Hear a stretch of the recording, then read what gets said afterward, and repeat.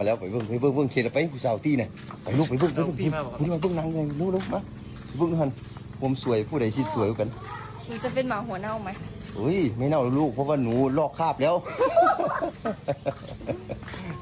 หนูลอกคราบแล้วเบิ่งนี่คือราที่จ้าเอ๋นางแม่หนูจะเป็นหมาหัวเน่าไหมไม่เป็นหรอกลูก เป็นจะได้จักรจันทร์ลอกคราบได้เนาะจักรจันทร์มันลอกคราบได้ด้วย แฮกกันหน่อยแต่จอยอยู่ โอ้เรื่องมันหนักไฟเลย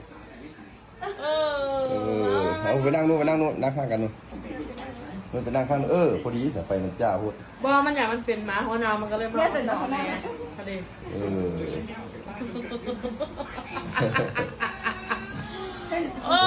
ไปนั่งข้างคุณเร็วข้างกันข้างกัน มันต้องเป็นเอ่ยไผ่บ่ฮึหรือว่าจะได้วะ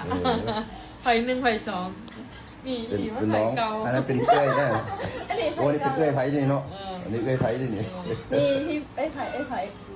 ใหญ่สุดแล้วจะเป็นหญ้าแล้วทุกวันนี้ ถูกไหมไปนั่งข้างกันดูไปนั่งข้างกันดู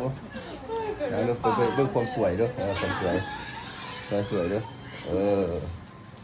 โอ้สวยคนละแบบเลยอันนั้นสวยได้อันนี้ออกไปทางกิโลน้อยมาด้วยโอ้โห